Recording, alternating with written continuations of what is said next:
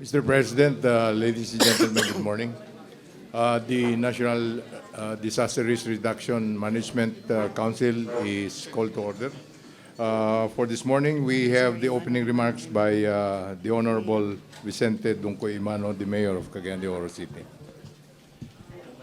Magandang umaga po. Magandang umaga po sa inyo, Mr. President. Papasalamat po kami, taos puso, sa pagdalaw nyo ngayon dito. Marami po kaming problema. Pero hindi ko na kayo bigyan ng mataas pa na kasaysayan. Bigay ko na lang itong kopya sa mga nangyayari dito. Kung ilan ang patay, ilan ang mga damages po namin. So ulit, maraming salamat po sa pagpunta ninyo rito. Ang kailangan namin ngayon ay yung mga lipatan ng mga tao na naging biktima nung hindi biro na kalaki na bagyo po. Again, would like to thank you for being here today with us, Mr. President. Thank you very much, Mayor Imano.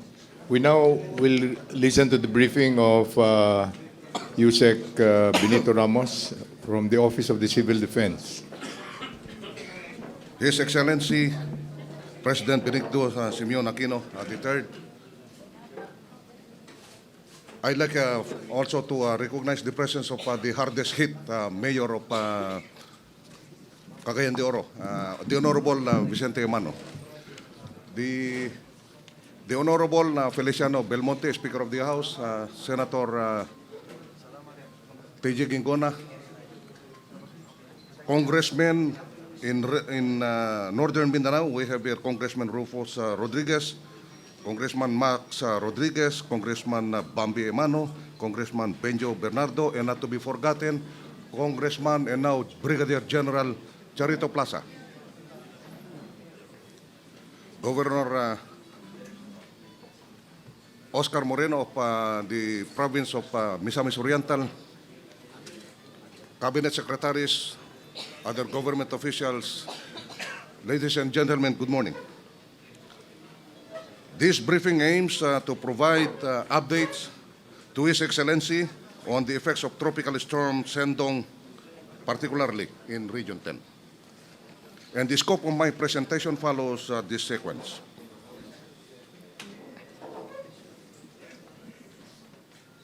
As early as 13 December 2011, Pagasa started to provide advisories on the weather disturbance in the vicinity of Palau Republic. Said weather disturbance later developed into a tropical depression and eventually posed threat to Mindanao and the Visayas. Chronology of events. To continue with its chronology, the tropical depression continued to threaten Mindanao and the Visayas as it moved westward. It entered the Philippine area of responsibility 15 December and was named Sendong. Tropical Depression Sendong later intensified into a tropical storm. At 4 o'clock p.m. on 16 December, it made landfall over Hinatuan, Surigao del Sur, and passed over Bukidnon, the Misamis provinces, Lanao provinces, Zamboanga del Norte, and Southern Negros. On 18 December, it made another landfall over Puerto Princesa City in Palawan, and eventually move out of the Philippine area of responsibility. For better appreciation, shown is the recorded track of tropical storm, Sendong.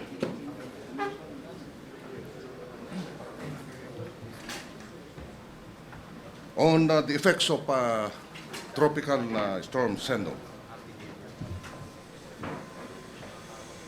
Tropical Sendong brought heavy rains that caused floods and landslides, which affected 7 regions, 13 provinces, 8 cities, 24 municipalities, and 190 barangays.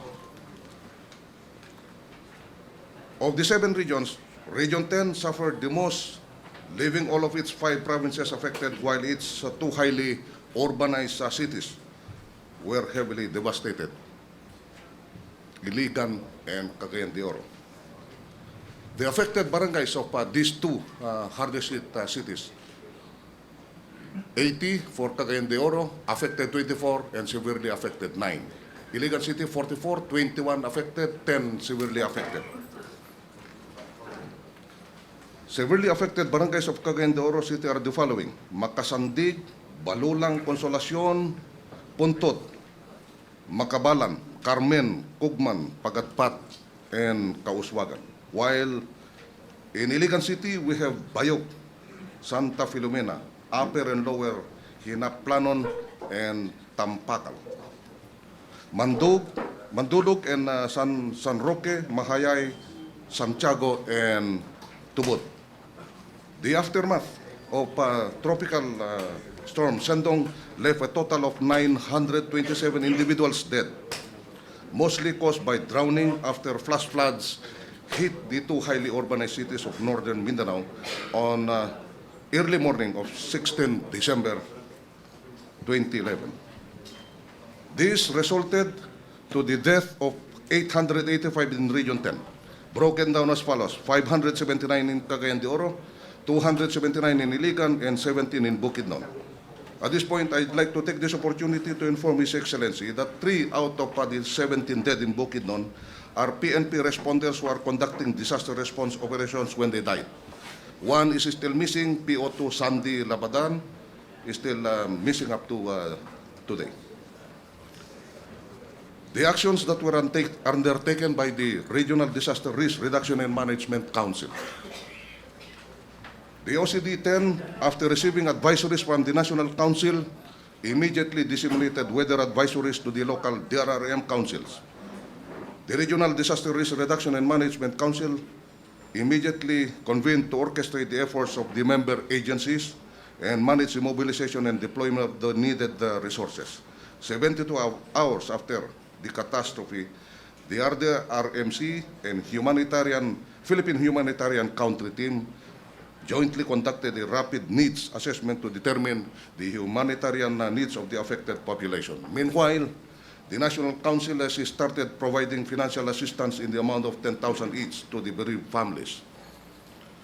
The Regional Office of DILG consolidated reports for the respective field units. Upon receipt of the weather advisories from Pagasa, the local DRRM councils were activated. The concerned local government units likewise alerted the respective responders down to the barangay level. Actions taken from DSWD are as follows.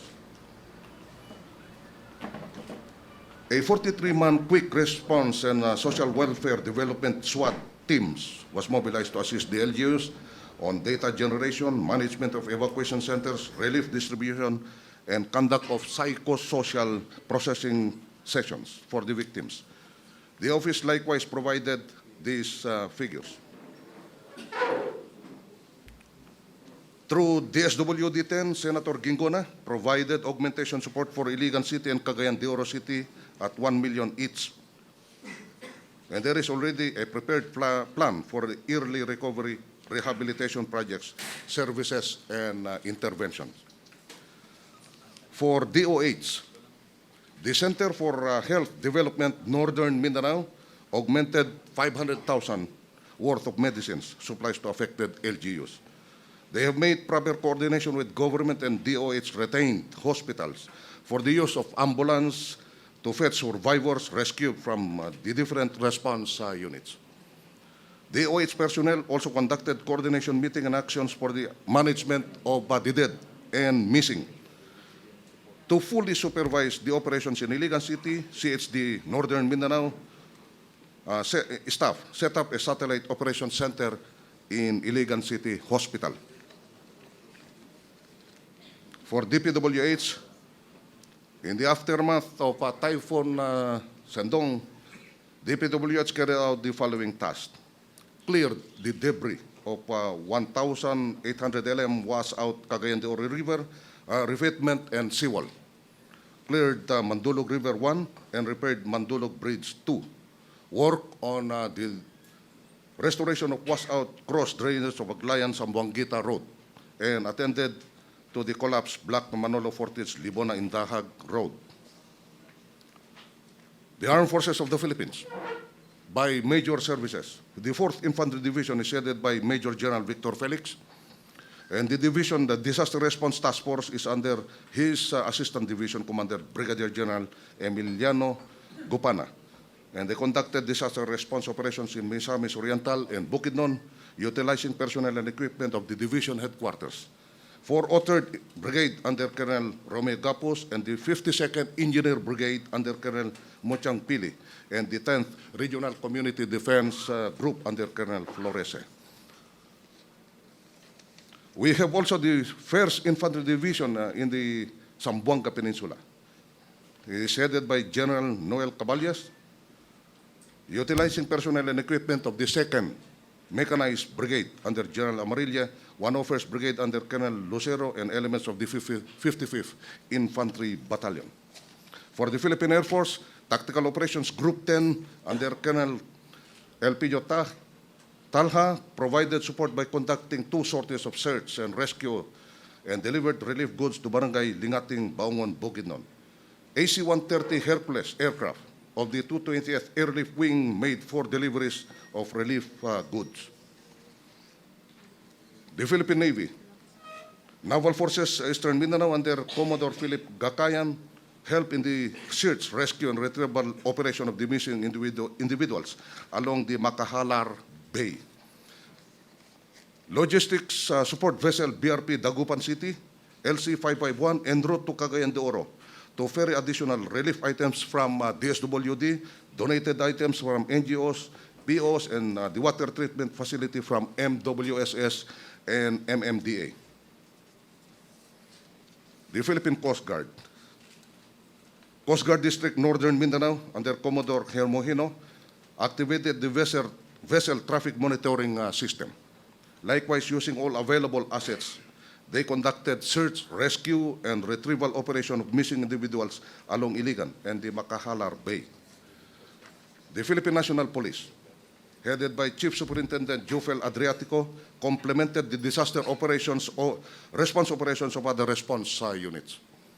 They also assisted in the Department of Trade and Industry in controlling the price of commodities. The Bureau of Fire Protection, it is headed by Fire Senior Superintendent Florencio Tutor, complemented the rescue efforts of other rescue units. This is not all fire. They have also WASAR, water search and rescue capabilities. And likewise, they were able to deliver 139 truckloads of water to the different evacuation center and other affected areas. Also, the Philippine Humanitarian Country Team, International, headed by the Philippine government, they conducted rapid damage assessment in Cagayan de Oro City and Iligan City. Members of the clusters of health, water, sanitation, and hygiene, food and non-food items, emergency shelter, and logistic support composed the teams that conducted the assessment. The purpose of the assessment is to determine the immediate needs of the affected populace in the areas to ensure that humanitarian needs are sustained. And following the result of the assessment, the international humanitarian community has offered to provide assistance to complement the government's relief and recovery efforts. And they have already addressed that to the chair of the NDRRMC, and we are recommending approval or acceptance of the offer. Some of our challenges. We are now posed with the following challenges. Increase community level awareness on changing environment, i.e., climate change. Appreciating early warning system. Advocating for this disaster risk reduction to strengthen local resilience. And capacity building for LGUs, like contingency planning, community-based disaster risk management, skills training, etc. Sustaining the retrieval and relief operations. Prolonged citywide water shortage. Rehabilitation of devastated areas. Mainstreaming of DRRMCA into the local comprehensive development plans. And lastly, the stress management and counseling of victims and survivors. That ends my briefing, sir, unless there are questions. Thank you very much, Yusek Ramos. We now have added information coming from the Secretary of DSWD, Secretary Dinky Suliman. Thank you, Mr. Chair. To Speaker Belmonte, Senator Gingona, Mayor Imano, other colleagues from Cabinet, Archbishop Tony Ledesma. I'd like to add that the number of evacuation centers in Cagayan de Oro City as of now is 19, serving 6,630 families, translating to 26,520 individuals. We're working closely with the local government unit, with the City Social Welfare and Development Office, to help manage the evacuation centers. I also would like to say that after the cabinet meeting yesterday, we were given approval to start the cash for work today. That means that we will be providing not just for Cagayan de Oro City, but for Iligan and El Salvador, which also still has two evacuation centers. The evacuees will be doing maintenance work in the evacuation centers. They will be doing some cleanup work in areas where they can start cleaning up. And there will be also support for the partially damaged houses. So the cash for work is now going to be given out, and that we have set aside 28,070,400 for the cash for work. So that is the addition I'd like to give, given the report of Yusek Benny Ramos. Thank you very much, Secretary Dinky. We now listen to the President's guidance.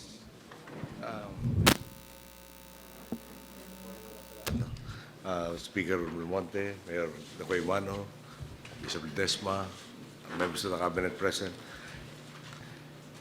My concern right now is over the 600, yung missing specifically. Let us exhaust all possible means to try and find all of these missing individuals. The cabinet has been given instructions specific to their respective areas of concern and responsibility. Maybe just inform you, before I deliver it later. We have the following estimates. The repair of the bridge will be about 90 million pesos. Water system, rehab and reconstruction and probable replacement of some components will cost about 54 million. We will be deploying automatic water level sensors in 18 major river basins, 1,000 units of this. Total cost will be about 150 million. Yung core shelter for both Cagayan and Iligan will be about 150 million. Yung additional. Plus, part of the reason that we're here is really to assess yung need for the houses, permanent houses. We don't have an estimate for that yet, but there's an initial 1,000 houses earmarked for Cagayan from the NHA. We have a calamity fund that will cover all of this. At present, the calamity fund still has 1.17 billion in balance. We are thankful that Congress is here, but we will not ask for supplemental funding right now. We have, tama ba, Mayor, na five potable water systems are already in place? Yung potable water filtration systems. So yesterday we had Two in place, Mr. President. 3 on the way. Actually, 4 in the way. Isa Iligan ba, is there need also for the potable water system, filtration system?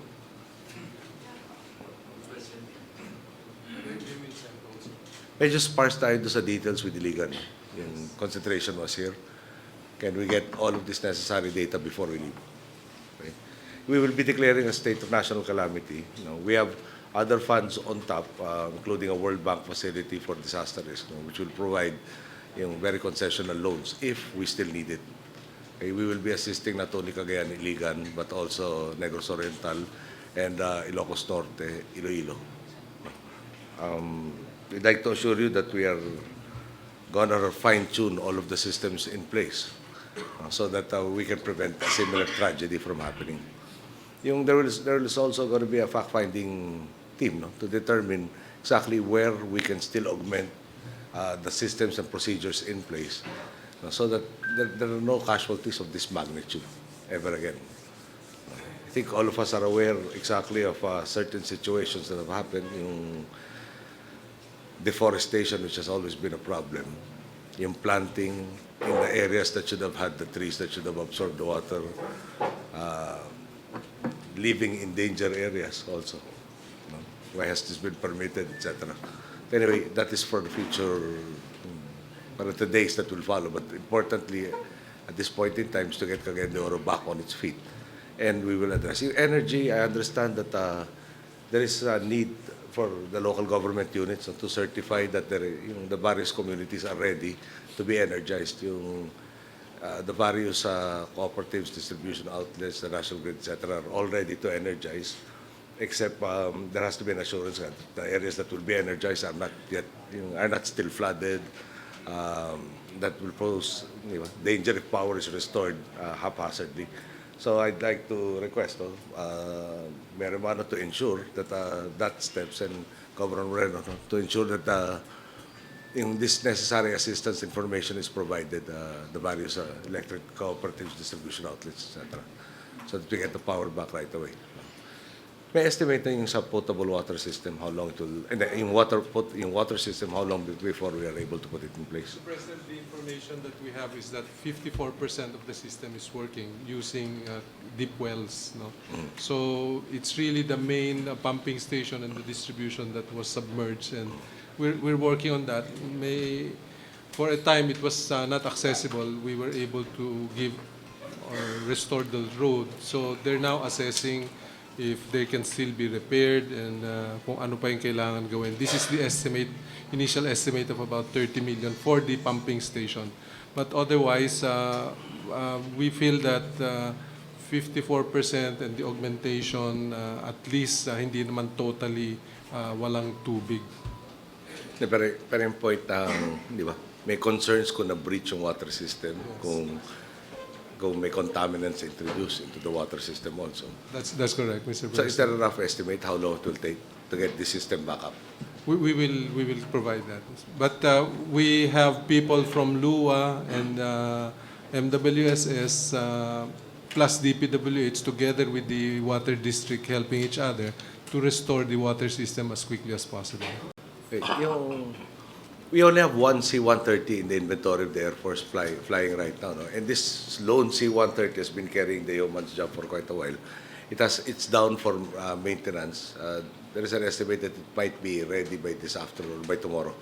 3 days, 3 days. But we have had offers of assistance from America, Russia, Japan, and others are coming in. Yung America, I think, will most likely provide us with the necessary airlift capability to fast-track what we need. We have 2 other C-130s online, but they're not yet ready, but they'll be ready, fortunately not in time for this event, no? by next year. So, let us not be too much concerned. No? The funds are readily available. We have at least 2 sources domestically, and if we have to tap, there are 2 foreign. ADB will be assisting us to the tune of about $3 million in terms of a grant. No? And of course, yung World Bank na facility that is open to us. Now, I think the first priority is we will relocate all of these people, but that is the important thing. No? Relocate to areas that no longer pose a danger to them. It's very hard to not observe what is this place called? The Isla de Oro on the approach to the airport. And I think any rudimentary appreciation of how water flows will show that area is a natural barrier is a barrier to the natural flow of the water. And it has a sizable community. That's something I really want an exploration on. Okay? My questions, suggestions, comments, things that have not been called to our attention. Just to explain this map, this is a geohazard map. There are 172 municipalities and cities where they've done this. The area that is, purple, is where the natural floodplain is. You will see that Isla de Oro is right at the center of it, plus the other barangays beside it. Okay.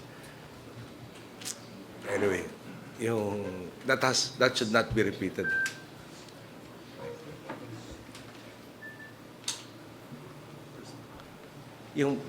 all this purple indicates high risk of flash flooding. Up to there.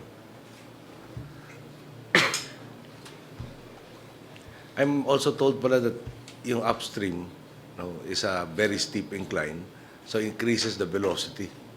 So this is not just dangerous, but very, very dangerous. But you have these entire communities present there. Okay? So, any questions, suggestions, comments? Okay, none. So we can go on. With that, the President will now go and inspect Iligan City. We will see each other at the City Central at about 1200. Thank you very much. Ay, Bishop, yes. Yes, sir. Mr. President, we would like to thank you for visiting Cagayan de Oro. I am a co-chair with this interim Cagayan de Oro River Basin Management Council, together with the regional director here of DENR. And we have a proposal here for you to act on institutionalizing this managed River Basin Management Council so that we continue to plan ahead and to strategize for the protection of our watershed area of Cagayan de Oro. Yes, sir. And may I just note, sorry, I didn't mention it earlier. Yung isang heartening thing is there's so much private assistance that is coming in without prompting. Yung, what is the career service? Air 21 has been providing us a cargo space for them. Manila provided some of the potable water filtration systems. And Bishop Tony has been providing us the volunteers in repacking all of these relief goods from the start. Okay. So, nobody has been talking about food. We are adequate. Okay ba tayo sa food, Mayor? Yes, sir. May kulang ba tayo sa rice, other food Marami stuffs? pa po. Maraming kulang po. Kulang na hindi na-distribute, na wala ho dito sa Cagayan. Paano ho kulang? Kulang po kami sa bigas, mga canned goods po. Huwag na po magluto dahil walang lugar na mapaglutuan po. Kaya kung pwede yung mga canned goods, mga rice na lang, pwedeng at saka used clothing and water most especially. Wala po kaming tubig sa maraming parte ng Cagayan po. Tingin food. Mr. President, yesterday, wala na pong mabiling canned goods dito. So, we've mobilized Caraga from Butuan and Davao City for procurement so that they're on their way now via land. Dagdag ho yun sa napadala na ho dito ng C-130 noong linggo. Pangalawa, as I reported yesterday, the dry clothes are going to come from the port of Davao City. We hope to have that in place by tomorrow, Mayor. Yung food comes in, the food from Davao comes in. Today. And yung food ho is augmentation. Meron pero sabi nga ni Mayor, kulang. So yun ho yung pandagdag. Anything else? Yes. Your Excellency, my name is Sonyu. I'm the Uganda resident and state. I'm also acting for UN Resident Coordinator and Humanitarian Coordinator. The humanitarian committees had a meeting yesterday. We would like to offer our assistance to complement the government's efforts. This kind of natural disaster is something that the global humanitarian community can express our solidarity with governments of the Philippines. That is something that we are already doing in terms of joint assessment under the NDRMC and OCD's guidance. Humanitarian country team has been collaborating with all the government agencies. So that is what I would like to express to Your Excellencies and government's efforts, that we would like to complement those efforts by providing the necessary and urgent needs. Thank you, Your Excellencies. Thank you. Mr. President. Yeah. Thank you, Mr. President. I'm at your back, Mr. President, to protect your back. Mr. President, we have 8,000 evacuees in 8 centers, evacuation centers now. They are in cover courts. They are in elementary school buildings. There is a big plan we're requesting you for permanent resettlement areas. That will take time because you have to acquire property, you have to build houses. Now, we need temporary shelter. In other words, a second home, a halfway house for all the 8,000. And that is why we don't want them to return to Isla de Oro, to Calacala. They have to be given a temporary shelter before they will be going to the permanent resettlement area. So our request, Mr. President, through the NHA, is to identify areas here where we can put bunk houses and have comfort rooms, so that from the school buildings, where there will be classes January 3, and so school buildings and covered courts where they are now jam-packed, they will be placed in temporary shelters waiting for the permanent resettlement area. Mr. President, can we help us in that particular matter on temporary resettlement area? They cannot stay on in cramped covered courts, Mr. President. Core shelter. Nikki, can you explain the core shelter program? The core shelter program is to provide funds for the houses to be built in areas where it will be safe and that they can permanently stay. So that means this will be new communities. Now, the temporary shelter, we will work with NHA. We have two options. We can get more tents from the humanitarian assistance so that can be the temporary shelter, depending on the capacity of the LGU to identify the permanent place for relocation. The tents are very sturdy. That is the immediate response, because if we will work with NHA if we could make the temporary shelter within the next 2 weeks, because I think the objective is by January they should be out of the schools. So if we can get the tents, which we already have requested through NDRRMC, within the next 2 weeks, we can have the tents up, and that's where the families can stay for the meantime until we get a more sturdy transition temporary shelter, and then moving from there to the permanent. Again, it really is dependent on the identification of the relocation site of the people, because we need to also do an assessment of the number of families that we will relocate. And that is something that we need to work closely with the City Social Welfare and Development Offices, so we know who are the families that need the relocation and who are the families that who can actually go back, because if their houses were partially damaged, we are ready to give out this week support for emergency shelter assistance. That's the partially damaged houses. They can get an average of 5,000 pesos to repair their house if they are in a place which is not in danger. So 3 interventions: the emergency shelter assistance, the temporary shelter for either tents and or bunk houses, and the third is the permanent relocation. But again, as I was saying, Mayor, it really depends on the identification of the land here that will facilitate the rebuilding. But the core shelter program, 70,000 pesos per house, is ready for downloading as soon as the area has been identified. The problem there, ma'am, is the question is how soon can you put up all these temporary relocation areas? Unless we can do this sooner, these people definitely cannot be stopped. They will be going back to where they came from, where they were swept away, where their houses were swept away from that flood. That's the problem po. So how soon can you put up these temporary relocation centers? Pero understanding natin, ang problema lang yung site. You identify the site, the funds are ready, the program is ready, and the various agencies involved now. At ipa-prioritize. Basta may land that is suitable for this. Mayor, as soon as you tell us where we can put the temporary shelters, DPWH can clear and build it immediately. I don't think there's any problem because we both have the resources to build it. In the meantime, we're putting up tents to augment the areas in the schools, which we hope to get within the next 2 or 3 days, depending on the availability of the air assets. Ang problema po, wala na pong lupa na may turo namin. Puro private properties na po yan. So kung kailangan bilhin o i-expropriate kung kailangan. Nahihirapan po kami. Dito po, tumutulong na sa amin ang Army, ang Police, ang Fire Department. Lahat na tumutulong sa amin, ang DENR.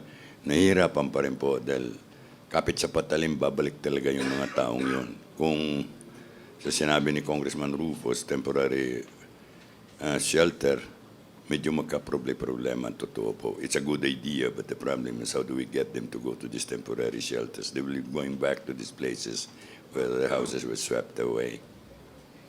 Yes, sir. Yung going back to the danger area is no longer permitted. I want that very clear, no? The LGU will enforce no settlement on that portion that has already been described as extremely dangerous. Enforced na. Okay. Dito ba regional director ng police? Sir, you are ordered, no, to ensure that that area, yung Isla de Oro and neighboring barangays, no, will not be populated again. We will, sir. We will secure that area. Okay. We'll allow no one to go back there again. Sige. Yes, ma'am. Mr. President, I'm Kaya Rio, incoming president of the Oro Chamber. In behalf of the business community, we are mobilizing all the companies here to extend their support, all-out support for assistance, no, in this great tragedy. I'd like to give you this PowerPoint presentation to illustrate, no, that in 2009, there was already a warning given to us on areas that will be flooded. And exactly what happened in December 16 happened. So maybe this is one input which the DSWD and the other government should take a quick look on areas which are no longer safe for the people to reside. Because by January, we will have La Nina, and the coming months will be very, very rainy also. And we cannot afford at this time to have another disaster. I myself is homeless right now. My family almost died because of this disaster. There was a warning, but it was not communicated to all the communities, even to probably to the local government. And therefore, everybody was so complacent, not knowing that this is going to be a catastrophe. I'd like to share this map to the public because I want you to see how dangerous it's going to be for the next 2 months. I hope you will have a quick look on this map. Thank you very much, ma'am, for that. I'll just give it to you. This was taken up during the cabinet meeting last night. For the public who has not seen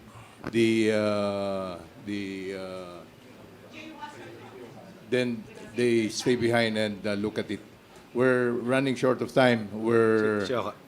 Governor. Yes, Governor. Mr. President, salamat for coming. Ano ko lang, yung relocation, baka merong public land that can be proclaimed na eligible for resettlement. Now, marami ho yan dito sa Cagayan de Oro and in the neighboring areas. Mon, can you inventory if there is public land available? We will locate, Mr. President, ang nakikita namin malapit dito sa airport. Mataas na po ito. This is one of the best sites po na pwedeng pagkuhanan. There is.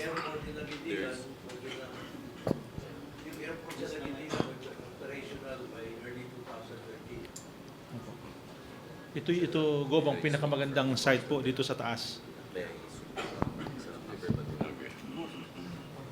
Mr. President, I'm Congressman Benaldo, the 1st District of Cagayan de Oro.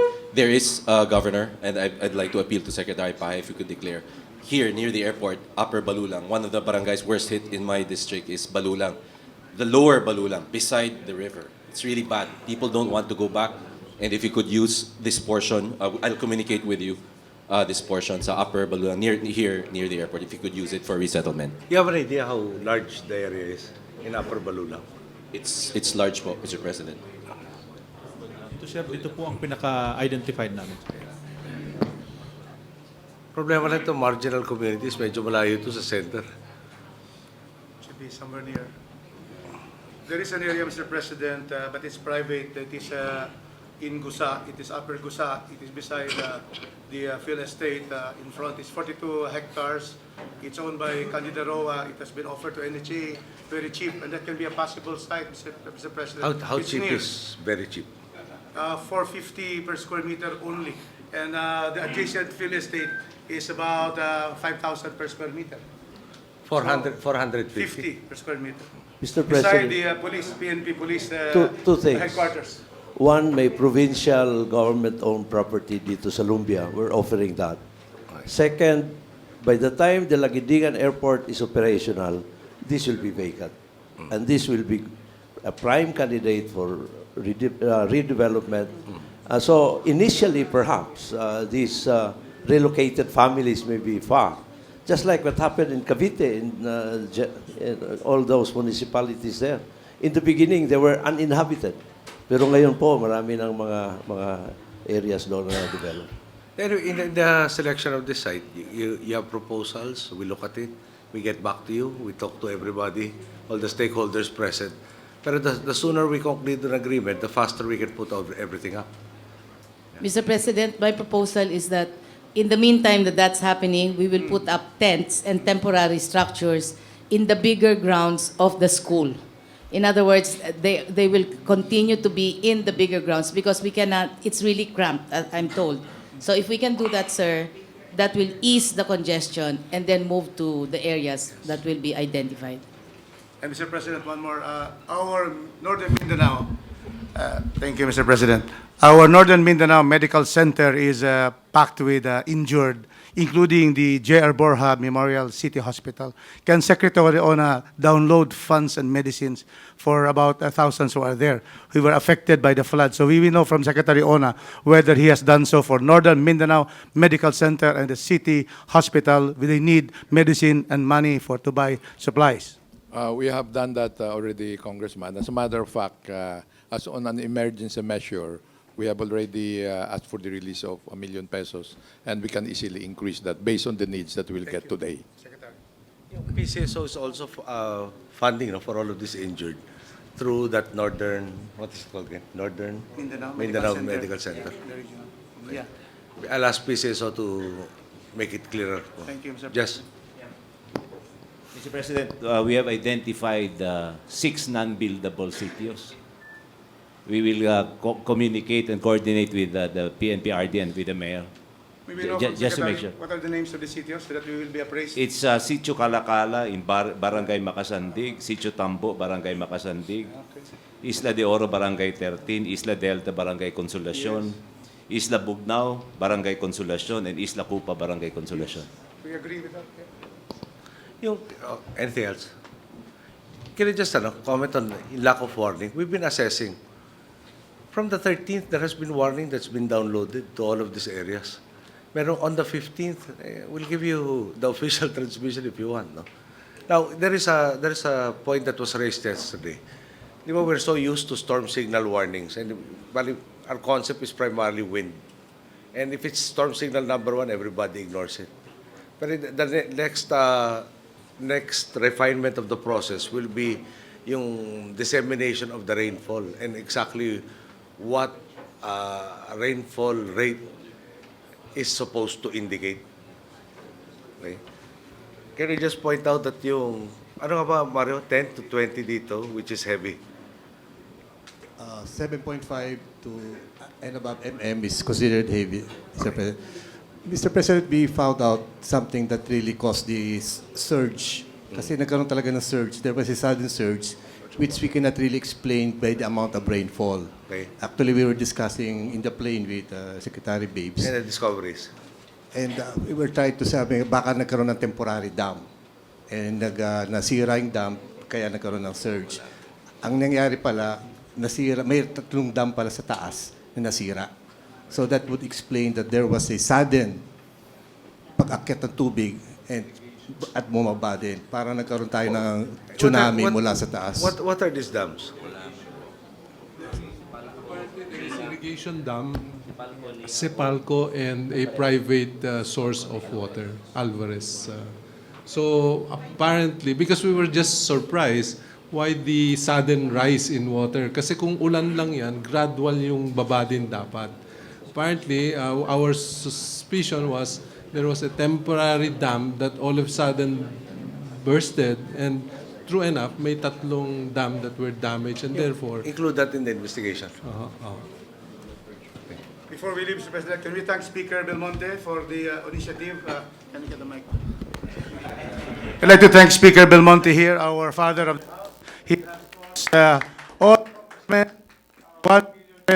from the PDAF and cash to be given to the SWD assistance. Thank you very much, our beloved Speaker. Thank you very much. Meeting is adjourned. 25 million. 285.